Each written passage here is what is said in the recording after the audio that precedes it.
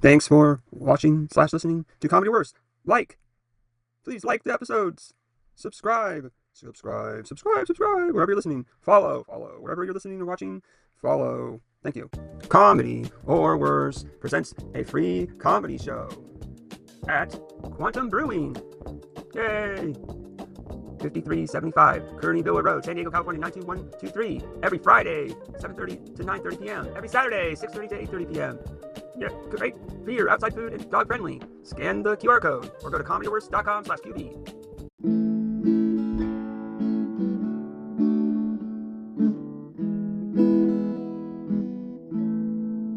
So whether it's divorce or something else that hurts, it's comedy or worse. Oh, there's trauma, of course, like pooping in your shorts. It's comedy or worse. Yeah, it's comedy. Finally funny. It's comedy. And don't you see? It's comedy or worse. Welcome back to Comedy or Worse. I'm here with my very special guest, Michael Delvey. Yay! How's it going today? I've been doing good. It's been Nice. It's just got finished like a 30-mile bike ride right now. Wow. So, Wow, that's you made good time. yeah.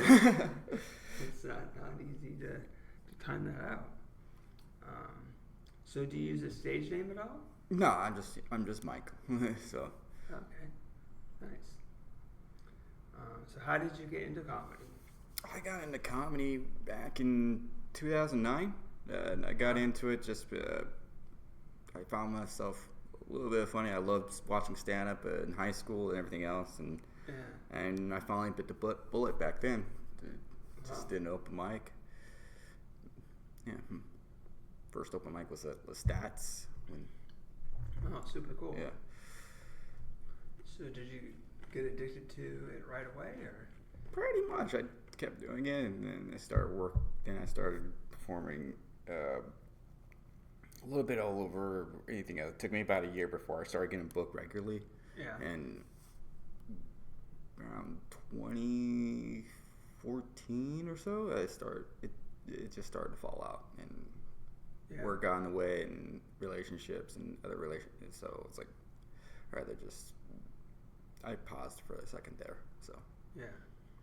Okay, cool. But now you're back doing it? yeah, I'm trying to hit back. Yeah. Okay. So Sweet. Let's see. So what is your writing process for comedy? just soak up as much information as I can. Usually, if I see something funny or anything like that, I would just try to write it down or try to keep it in, and then when I got time, I'll try to flesh it out. It's like, okay, what's funny about this? Okay, what would be okay? So what's funny? That's the punch, and before that, let's create the setup for it and figure out all kinds of little stuff for maybe me. Usually, that's how I work out jokes and stuff like that. Cool. All right. Sweet. So how many times do you try a joke before you get rid of it?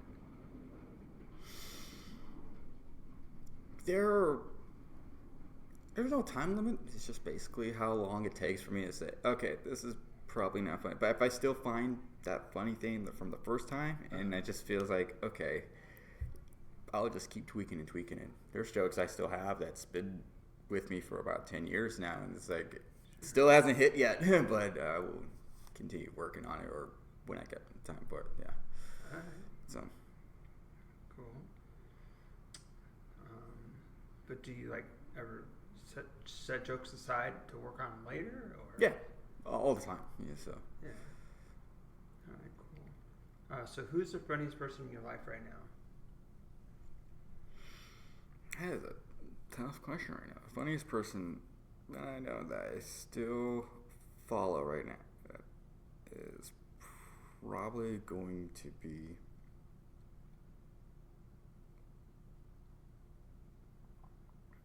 I follow more recently right now is it's gonna be right now. It's a close tie right now. Right now, it's Brian Simpson and Zoltan right now. Cool. So they're still they're funny right now. Is the moment I first watched them get on the stage and everything else, and Yeah. they're at the top of their game right now. Yeah. Zoltan, he just sold out the freaking Balboa Theater. That's amazing. Yeah. So yeah. Yeah, Yeah. and you're one of the people that actually know them, right? Yeah. Like, because that was before my time. Mm-hmm. That's cool. Let's see. I asked this everybody. I don't always know the answer, but when did we meet? Oh, that was interesting. We met about a couple months ago at an open mic here at the Madhouse. Yeah. So yeah, I got back on stage like first time in like 4 years, and and I think we just clicked at that point. So Oh yeah, that's cool. So have you ever traveled to do comedy? farthest I've traveled for comedy has got to be El Centro. It was me. It was me with who else was it? Tommy Lucero, Ben Garcia Reyes, our comics, and we went to El Centro for a show at a barbecue pit place. They paid. It was fun. It was fun road trip. We had everything else. They paid us in obviously in alcohol and food, but it was worth whatever we chipped in for the gas money and everything else. So Yeah, super cool. yeah. So do you have a hobby or passion that's not related to comedy? I have a couple right now. And are you familiar with Magic: The Gathering? I've heard of it. Yeah. Haven't played very much of it, but Yeah, I'm fascinated with Magic right now. I've been playing a lot with it. I haven't really gotten to the point where I want to start streaming it or start putting together something else like for whatever entertainment people like to watch Magic people play. But it's more, it's one of my biggest hobbies right now. Okay. So Sweet. Cool. So do you wish you started comedy earlier? Or maybe stuck with it the whole time or something like that? I kind of wish I found a better way to stick with it in the year gap, decade gap for that. Yeah. Because I was, at the time of stuff like that, but actually one of my biggest regrets right now was not taking the opportunity. I was in year 5 doing this, and there was an opportunity to at least go up to LA. Not for like permanently or anything like that. It was like for I'd be up there for about a year or 2 or something like that. And if it worked, it worked. If not, then everything else. Yeah. But it's not more of a regret, but more like, okay, it would have been a different path I could have took. So yeah, I have no regrets anything for it. Like if I had to do it all over again and stuff like that, probably would be almost same stuff. But that's about it. All right. Cool. So what are your goals in comedy right now? Goals back in comedy right now is to rebuild my set and get some booking in and go from there. Wherever it takes me right now and everything else, this is going to be more of a hobby and a creative outlet more than trying to say, hey, I want to go, let's go try to get famous or anything like that. It's more like, I'm just doing this more for me than anyone else right now. Sure. Yeah. All right. Well, that's still cool. So what is your favorite joke? It could be anybody's joke. That's a really good question right now.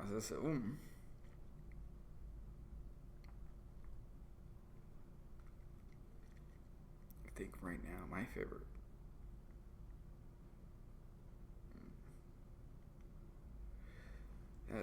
That is a very interesting. Oh my god. Yeah, it's funny. We're around jokes all the time, and it's like, wait, what's your favorite one? Oh, Yeah. I don't know. you basically ask the equivalent. It's like, hey, tell me a joke. You're a comic, right? it's like Right. Well, I mean, you don't have to answer every question. no, good. But no, you're good. Let's get back to that actually. So Sure. Yeah, you think about it. yeah. So, do you remember your first joke? My first joke was talking, and I still talk about this a lot too. And it's the most. It's also one of the most polished jokes right now. But it was very rough. But I talk about how I'm mixed race or anything. It's like, so I'm not full black or anything like that. But both my parents were biracial. My mom was half Italian, half black. My dad was half white and half black. And so, and I joked around a lot about that. If you mix that all together, that makes me 100% white oppression right there. But that was like one of the first jokes and everything else. But when I first told it, let's stats a while back. It was very rough. The white oppression joke, it wasn't there yet. It was. I think it was something else right now. I don't remember, but it was definitely more reference. Yeah, that's it. All right, cool. So do you have like a favorite fan interaction? Either someone was a fan of you or you were a fan of someone else. My favorite fan reaction is when I think it was at downtown. You know that hot dog place down there? It was a hot dog place, but I went there to go get dinner, and a random person just came up to say, "Hey, I remember you on stage."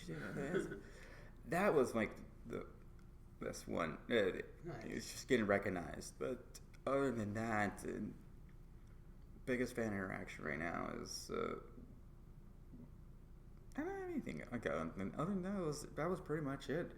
Like sometimes it doesn't have to be a big moment. Just like exactly. When you remember your favorite one or whatever. Yeah, you're good. That's cool. So, what is your favorite place to do comedy? Right now it's got to be the Madhouse right now. It's cool. I've been in this place since the first time it moved. It went from I wasn't at the first location, Mira Mesa, but I was here since Horton, in the Horton Plaza location. For that. I remember I was working the door then and everything else. Nice. But Sweet.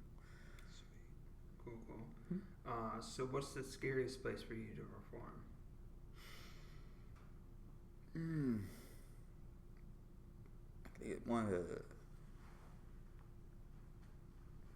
think it was one of the scariest places is probably where I know it's just actually in general just doing like coffee shops or not scary, but more like you're gonna be talking to an empty crowd type of place or anything else. Yeah.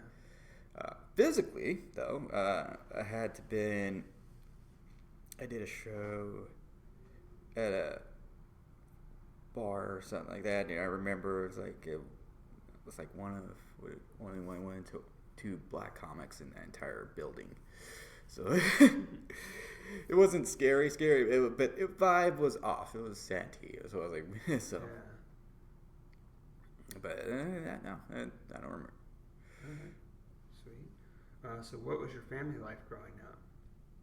I grew up mostly in San Diego, mostly here and other spots in California, like Oceanside, and I grew up. I was one of five.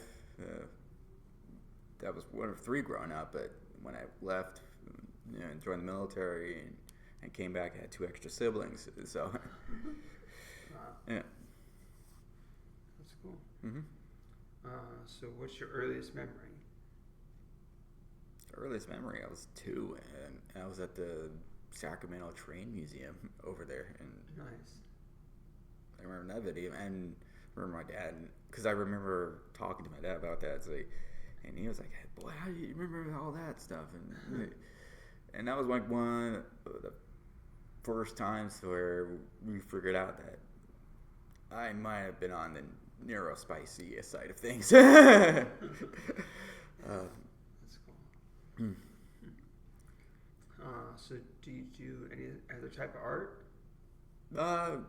Mostly it's like it's mostly comedy and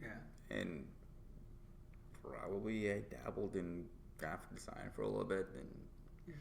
Oh, cool. and writing, but other stuff but this is comedy has been like my most main creative outlet right now. So Sweet. Let's see. Do you remember like the biggest audience you performed for? the biggest audience I performed for was at I was at an anarchist convention. All right. Wait. They Yeah. agreed to gather together? Yeah. Somehow it Is was way more libertarian at the point. Okay. I had a libertarian phase, unfortunately. But I performed at one of the conventions. It was over by Mura Humphreys's, Yeah. and that was like the biggest audience I have ever had. I was like 300 people attentive at me, and I performed at smaller venues and everything else, but that was like the biggest one right there. So Yeah, that's cool. Sweet. Would you ever do a character on stage? I done one character, and I have to retire it. It's not. It's one of. It was more like, cause I'm a geeky person and everything else. So I had a whole persona where I was acting like all hard. I was acting like a more macho manosphere type person. It's just it worked like a couple of times when people say, "Oh, Delvey, that's not you." And it's like, yeah, I know. Makes sense. So have you ever won a comedy contest or anything like that? I have not won anything like awards or anything like that, but Yeah. I think I've won one round before. Yeah, so That's cool. but that was about the farthest I've ever gotten to a competition. Yeah. So what's like your best booking story? Either you booked a comic or you got booked on a show. You're like, oh, my goodness, I can't believe I got booked on this show. That much. I remember getting a couple of comics when I ran a show. I ran a show at the Madhouse called The Nerds of Comedy and stuff like that. And we got, That's cool. I think the biggest person I have gotten at that time was a person named Andre Meadows. He was a big YouTuber at the time. Sweet. When I got him, I was like, I can't believe I got him. That was my, I can't believe I got him. And during Comic-Con too, which was, yeah. Wow. So, That's great. Sweet. So what's the worst thing about comedy? I think the worst thing, right, in my opinion, just for living through it, is just the grind, almost. It's like, Yeah. I know when I started to get back into this, I know that was one of the things that kind of stalled me for getting back into it was if I knew I'd get back to it, it would mean I'd be starting over again, which means Yeah. potentially multiple open mics now. And that's when I decided, so, you know what, I still want to do this, but if I'm going to do this, I'm going to do this for me, and I'm just going to do it wherever I can get on. And that matched my schedule for right now. Yeah. So, but I know if I want to do more and everything else, there's definitely going to be a grind for it. But Sure. that's my least favorite part about it. I love the joke writing. I love the audience experience and everything else. Heck, bombing is more. It's better than the grind right now. But, Yeah. Because even after you bomb, it's more like you get off stage, you know that at least you know you got up there and you tried. Yeah. And that, in my opinion, that's still a good feeling, even though that you just ate a shit sandwich, basically. Yeah. So yeah. All right. Cool. So have you ever been in a car accident? No. I got rear-ended once, and yeah, that's about it. So, I guess that counts as a car accident. Yeah. So did you ever have any merch or anything like that? no, I didn't have any merch or anything like that. No. Not that I could think of right now. No. Alright, cool. So let's see.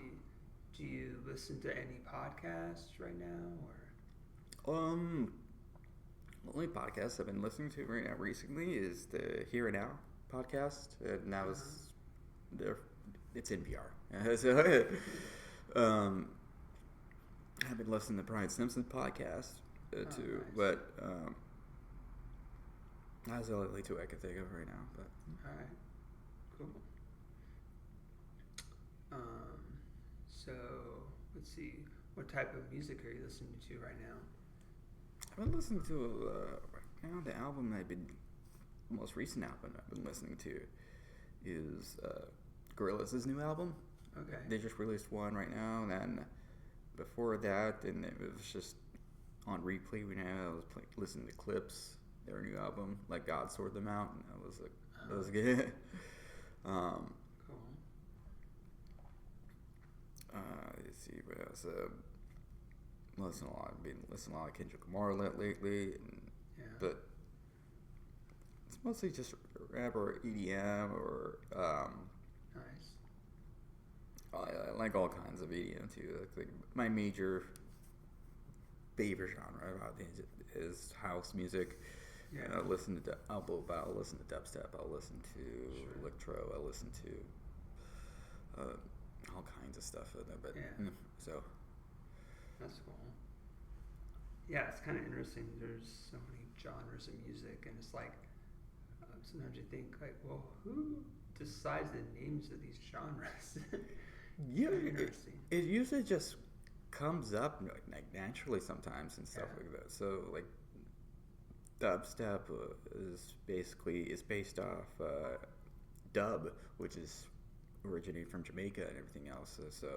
So they added the step part because there was another step called genre called like hard step or anything like that, or drum and bass. And so it was easier to just this is the EDM version of dub. Let's just add dubstep. All right, that's cool. Yeah. I guarantee there's someone in the comments it's like, you're wrong. You actually started. No. That's good. Yeah. Tell us. If how I'm it wrong, is. let me know.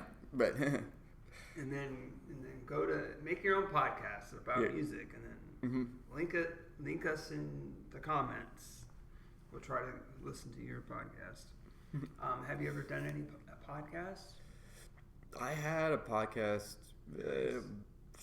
for a little bit, though. It was the Nerds of Comedy podcast, and we had it just fell out. It was around the same time that I kind of stopped doing comedy and everything else.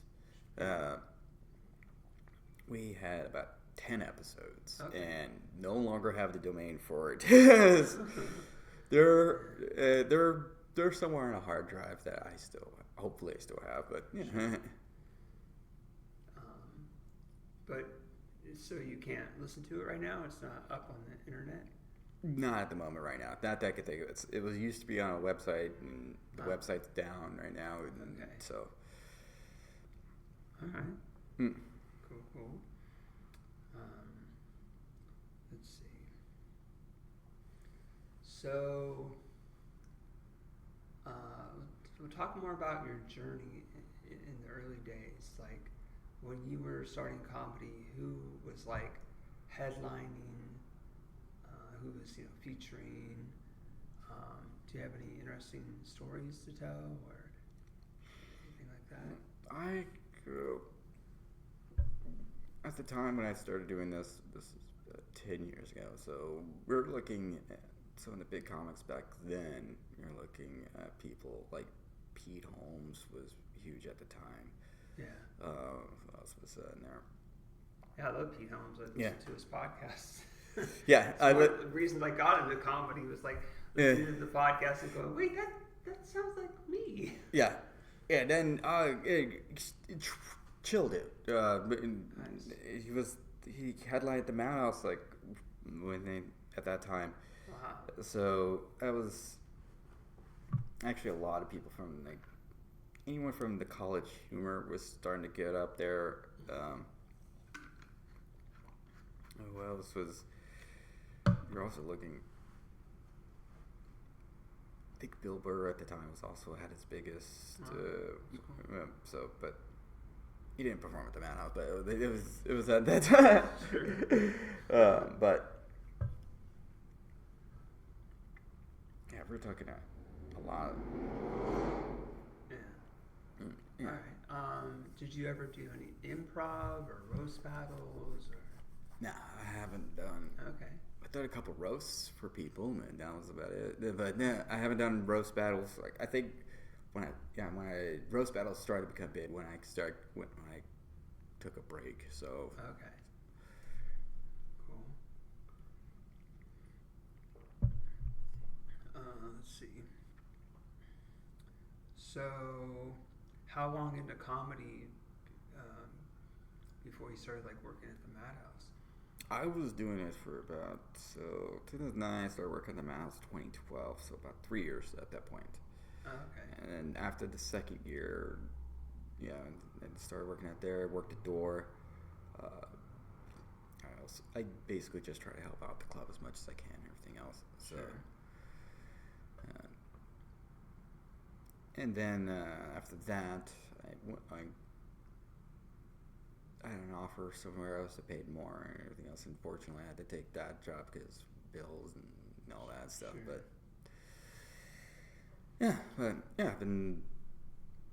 I was already at it for about 3 years already. So by the time I started working at the Madhouse, so All right. Cool. Let's see. So did you get to perform at other clubs as well, or? as a open mic, not that much, but most of the time for booking and everything else, I got booked. It was mostly just the Madhouse and the Comedy Palace. Those were the only two that actually I got booked for a show. Yeah, but other than that, it was mostly just like open mics and everything else. And Sure. Were you around when Winston's around? I never got to go. I think when I was early in, this is year 7 for me. So like I had maybe been around like a year or two, and then it's like stopped, and I was like, oh, I should have went over there. Yeah. Oh, that was a fun place right now. Yeah. So yeah, I did Winston. I had to learn Winston's a couple of times at that time. That was pretty much what I've been there. Everything else. So. All right. Cool. Let's see. So.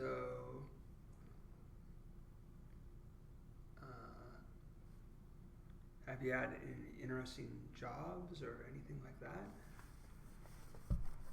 I did freelance IT work on just random ass jobs from were sometimes like the most fascinating of things sometimes is when I go up to do a job to a place and the problem that they had either it got fixed on its own because they didn't realize what the problem was, or I just tap a button and I still have to charge at least for like gas money and everything else, and I still get peeved as you just did a couple of I still had to come out here.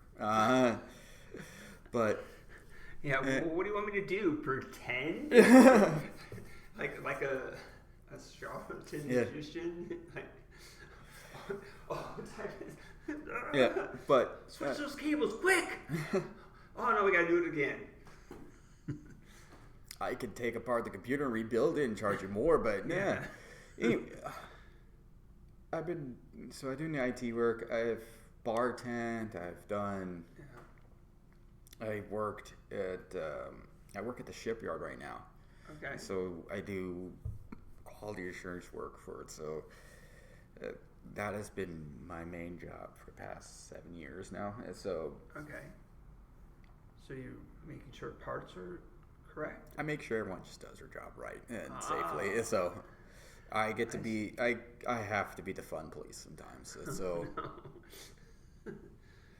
but everyone walks away with all 10 fingers, so I guess I'm doing something right. So Yeah, that's good. Sweet. Let's see. So, do you like cats or dogs or? either's fine or anything else. So. Have you ever had any pets? I haven't had.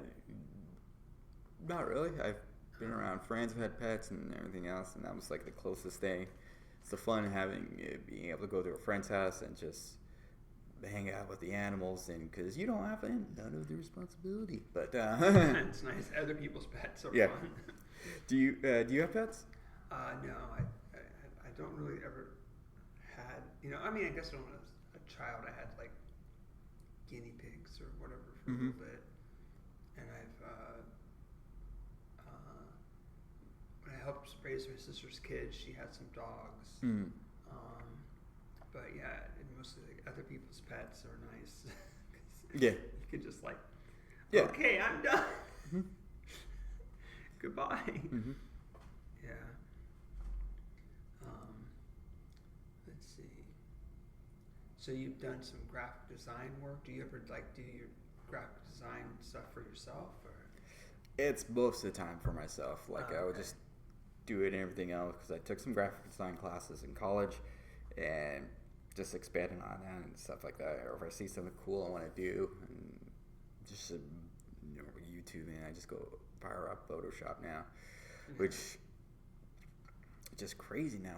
With speaking of Photoshop, it's like I still have Photoshop Creative Suite 1. It runs? It runs, it works, it does everything else, even though that there's a new open source GIMP just came out with GIMP 3, and I've been playing with that. I like it. And the free part is better, but yeah. But Yeah. I don't know if I can't understand how some people would just buy the subscription to whatever Adobe is trying to do right now. Yeah, I mean, like I've worked in computer software. I understand why the subscription model makes sense because you gotta be able to pay your employees. Yeah, but I think it's awful that everything is the subscription. You don't own anything. Oh yeah, and it's what's funny though too is like after a year of subscription, let's say you did $10 a month for Photoshop. After about 2 years and everything else, you would have just been able just to buy a home copy of whatever Adobe was charging at the time. Yeah. I remember I got Creative Suite. That was $300. Now it's what the student discount. So Oh yeah, for sure. so that was. It's insane. Like Adobe could, but they make more money off of it. Same thing with the Office. Like you can't. Yeah. It's very get a standalone version of it. It's not possible anymore. Oh, it's not Office anymore. It's called 365 Copilot. They really want to shove that AI down your mother fudging throat. So. Yeah, it's like I think the AI. It's like they try to jump ahead. It's almost. I feel like what they should. One path it should do is like, okay, use the program that you have on your computer, and then teach AI how you like. Oh, I'm doing this thing. Oh, hey, can you finish this for me or whatever, and like have it actually use the programs that you use. Yeah. Because then when you tell it, oh, that's not right. Can you? I told you to make that part red, and you're not doing it. Yeah. You could just like go, oh, I'll just do it myself.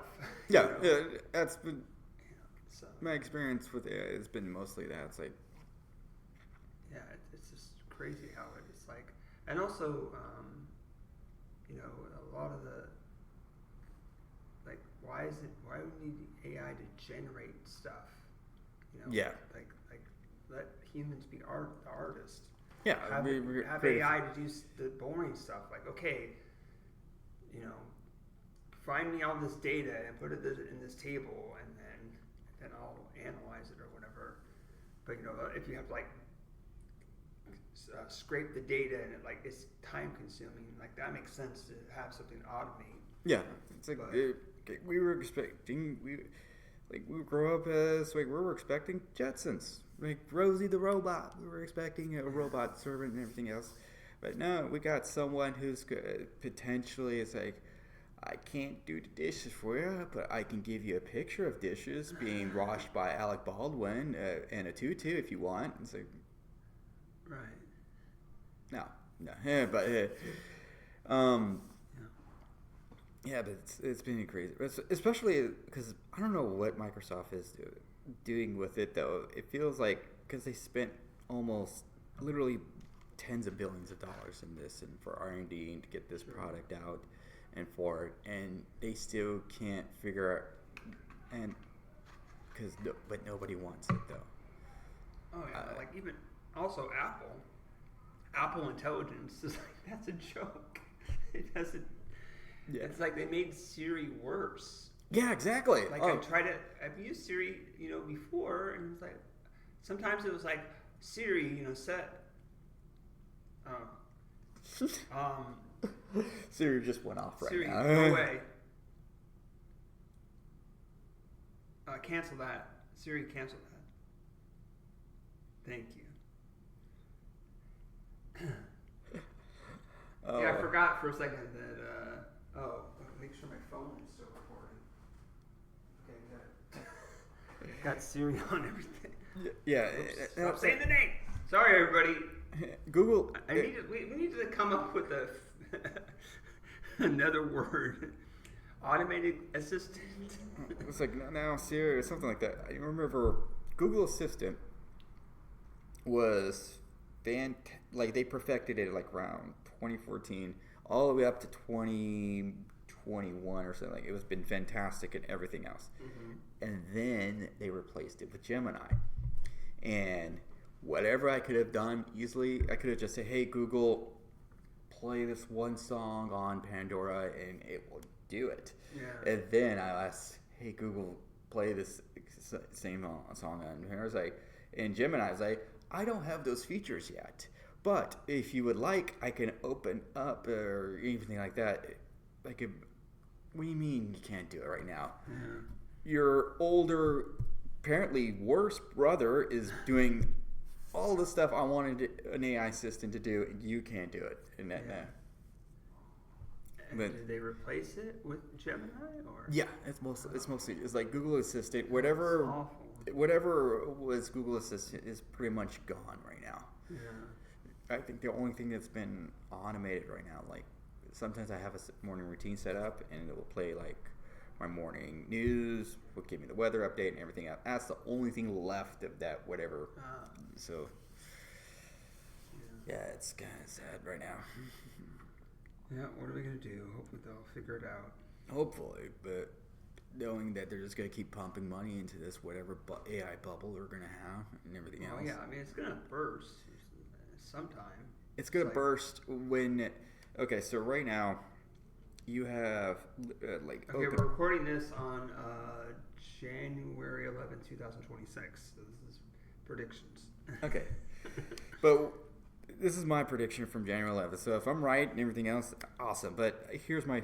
So you have all these AI companies right now. It's building a shit ton of infrastructure right now. Literally billions of dollars to build data centers, to create power plants to power those data centers, and stealing as much peasant water they can get from us to cool these data centers and everything else. Yeah. But what's going to happen, and the reason why they're doing this is because they're telling everyone, we need to make AI stronger, we need to beat China, but we need all these data centers to be ahead and make this AI better and everything else. Right. But what might happen in everything else, I predict China is just going to release a model or an AI model that is just as good as the guys are saying, but without the big data centers or anything else. Like it'll be able to run on your computer type of deal. Yeah.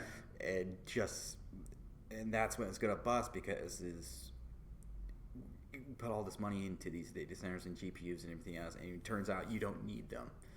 Right. That's gonna. Well, here's the thing that I don't understand is you invest all this money in hardware, and it's very inefficient. Like there's new, like they have, it's still in the prototype, or it's not really deployed in a data center yet, but there's chips, or human and other, I forget what, like brain cells on a chip, and it's so much more efficient.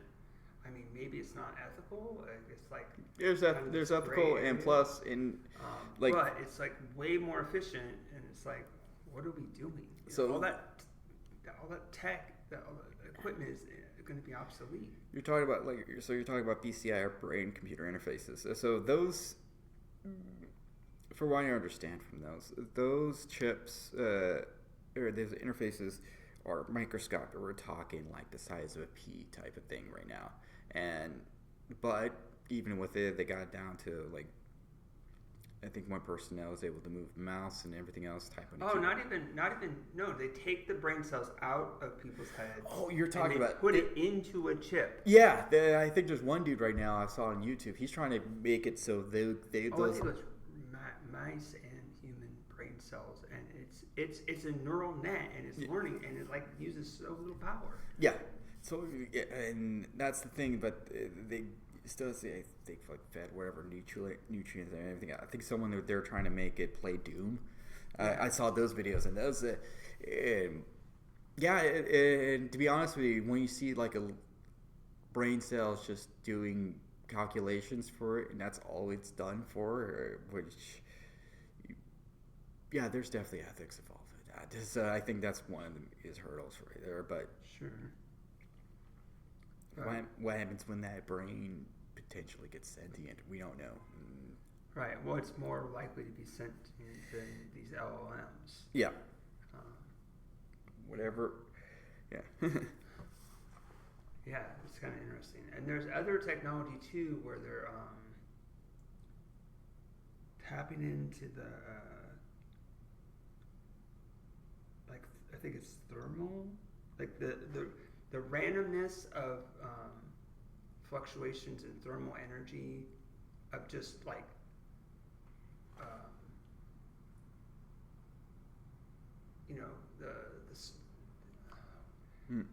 so like right now to simulate randomness using hardware, and you're using like the pseudo random number generator and stuff, and then this new company is like using just like sampling the data of like the fluctuations. Say they have a little piece of a little vacuum, but some energy leaks into it, and like they measure it and they use that for randomness or something. I forget. Yeah. And it's like that's also still in the early prototypes, but it's like way more efficient. They have to rewrite all the code and all the retrain it and everything, but it's like it's just so much. It's more like designed for an LLM, like than the way we're doing it right now. And it's like it just like I don't think it's almost like, to me it's like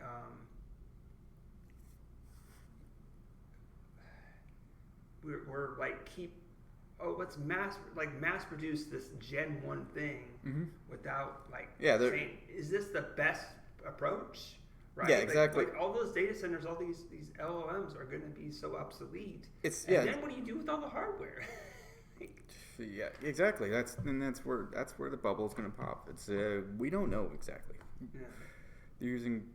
It's based off a thing that's been made in 2017, and they're just once they figured out some semblance of intelligence or something like that, they went all in with it because if you figure out whatever they want to build, once you figure out how to make a digital slave, or it's basically what they want. Once you figure out that, you win all the money, because labor is literally one of the most expensive things in any company. figure out how to make if you figure out how to make labor as cheap as electricity coming out of your wall, Sure. economics gets weird really, really fast. Yeah. Definitely. But That's interesting. Yeah. Like also. Well, I think that it's smarter to put like AI in a device and have it have sensors and yeah, learn from the real world. Like, you know, kind of like they haven't figured that out yet. You know, it's like why do you need to have all this other Yeah, exactly. fake stuff? Yeah, it's interesting. See, have you been reading any books lately, or?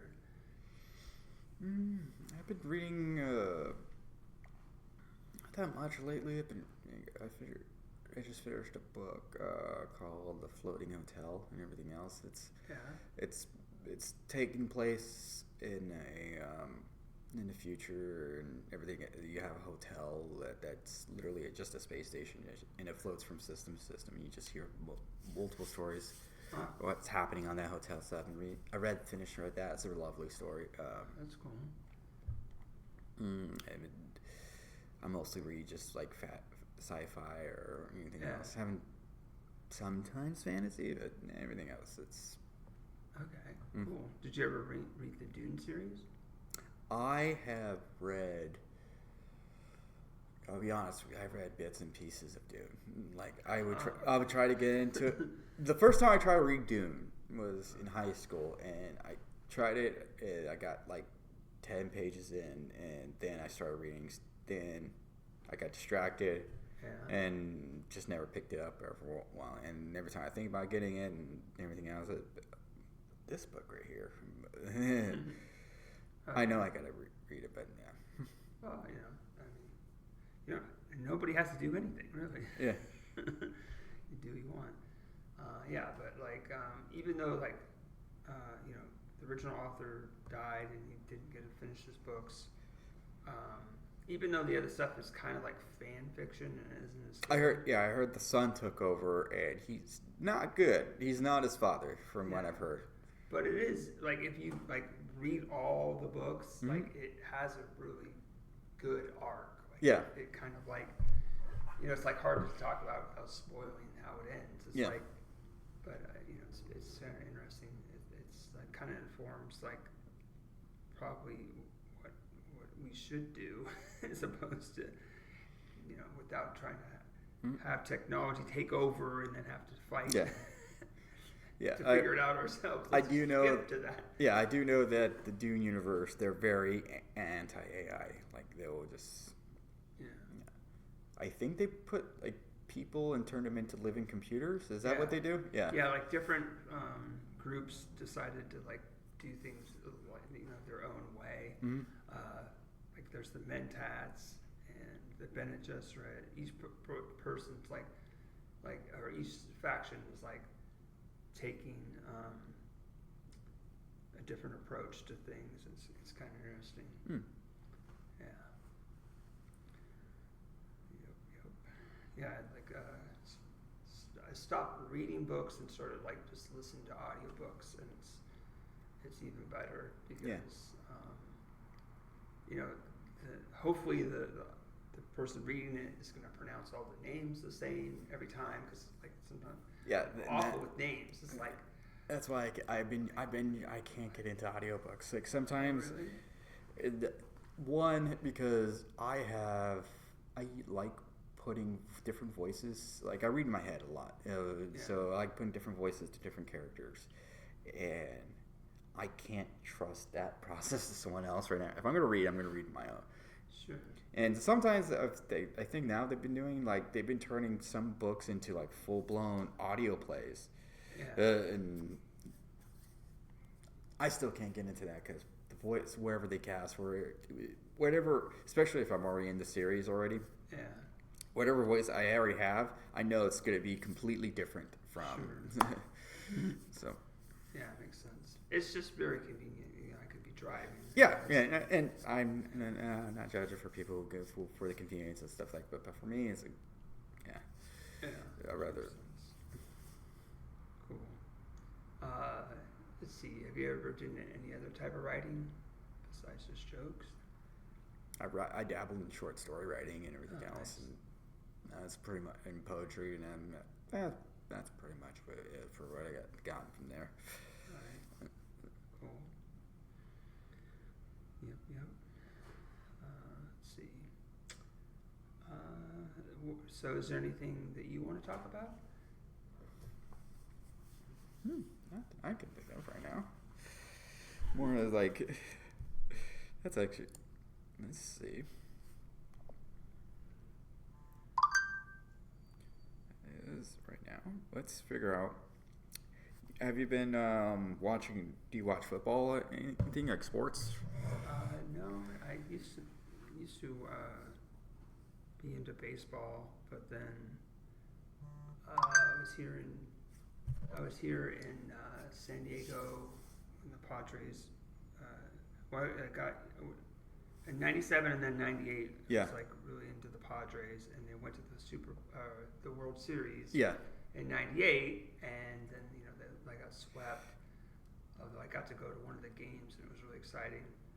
And then people are like, "Oh, they're going to sell the team," and I'm like, "No, they're not going to do that." And then they slowly sold off the players, and I just was like, "Oh my god, this sucks. This is like that was our team.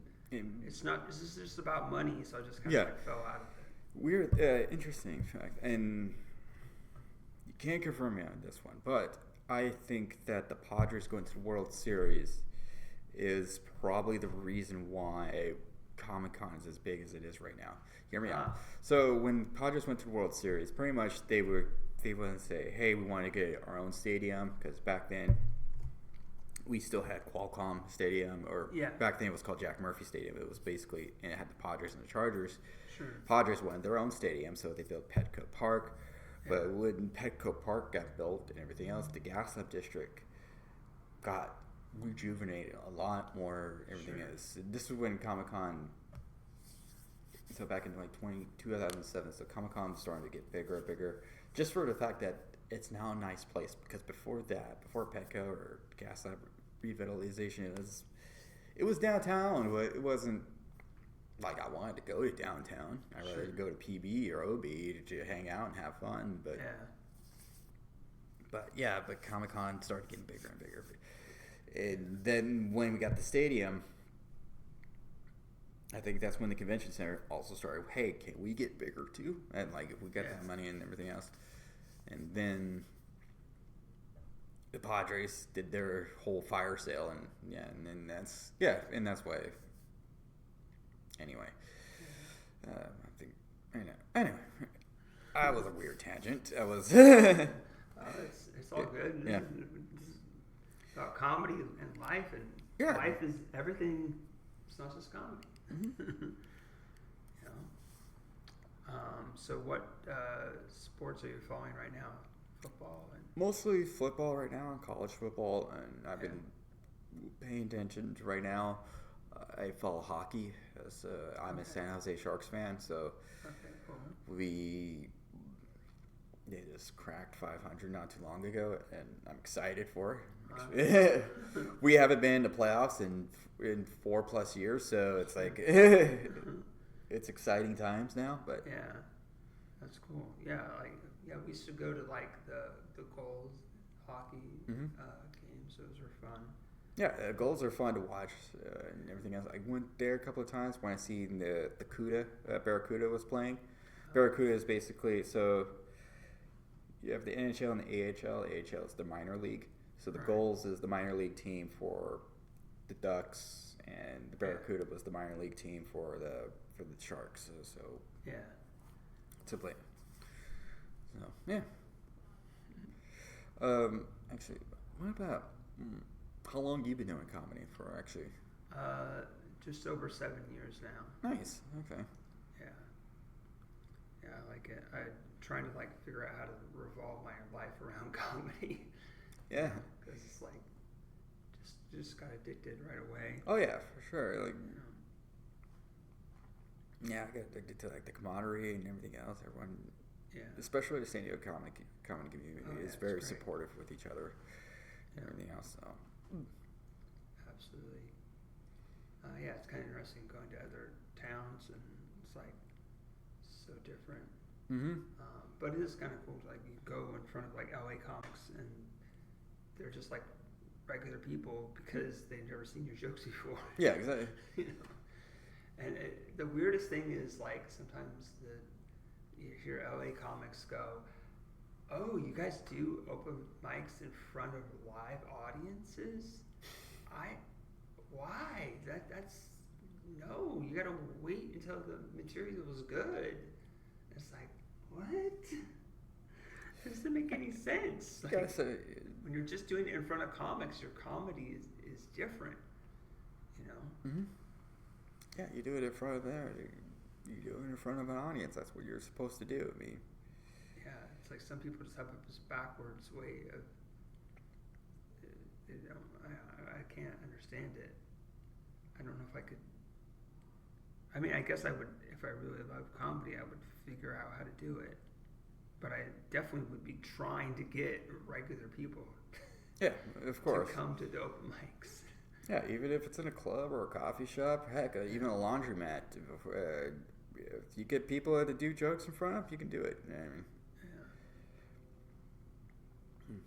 Yeah. Yep. So what days of the week right now are you doing comedy? Right now I haven't really decided for what I'm trying to do, but Fridays are probably my open spots. Yeah. Maybe Sundays or anything like that, but like I said, work's been getting in the way for that, but yeah. I would try. Fridays is probably going to be when I start performing again. But so. Okay. Well, yeah, you should come to Quantum Brewing on Fridays. I will try. Friday. Yeah. And the nice thing is, it's sort of 7:30 and goes to about 9:30. So unless you're really good, or even if people that are really good and getting booked on the clubs on the weekends, they're not getting booked every single weekend. So yeah. The times that they're not booked, they can come and do a spot at Quantum Brewing, and then at least be consistently doing comedy. I can't see how people try to get better when they're only doing it a little bit at times. It's like, oh my goodness. But everybody has their own path, I guess. Yeah. You never know, especially in the day and age of TikTok. It's like just one viral video and. Well, I mean, I don't think it's ever just one, because you get into that churn cycle, like getting a treadmill where it's like, oh, now I have to like keep producing. Exactly. Yeah. So you have. I don't think. Maybe if you had like a backlog of stuff and then one hit. Yeah. Then you can like start re-releasing stuff you already had. Yeah. That makes sense. But I think now like TikTok, this day and age right now, it just wants you to keep producing stuff or everything. But I remember back in the days of early YouTube, there was this one comic. She got like one viral hit. Like she still uses that video for her promotion and everything else. I don't know how she does it now in this day and age, but back then when I was doing comedy and everything else, you just had like a 3-minute clip or anything else, but she was using that to headline like all across the country. Like, damn, that's great. But her set wasn't.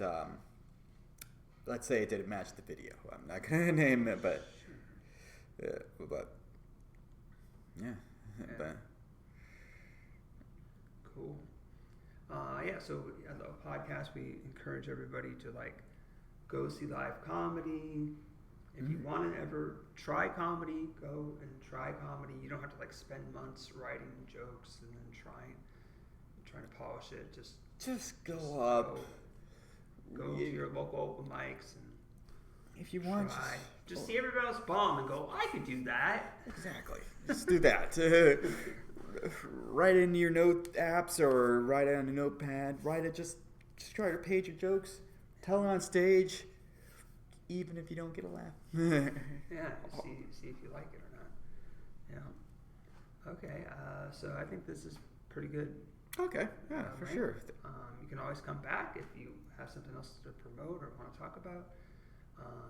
Thank you so much for doing the podcast. Thank you for having me, man. You're This is one of the I like stepping in and supporting everything, and so yeah, but yeah, that definitely helps because we release one every week, so I've got to keep having comments. And any comics that want to be on the podcast, reach out. Just easiest way is email comedyworse@gmail.com. Be sure to like, subscribe, share, comment, and go see live comedy. Okay. Bye, everybody.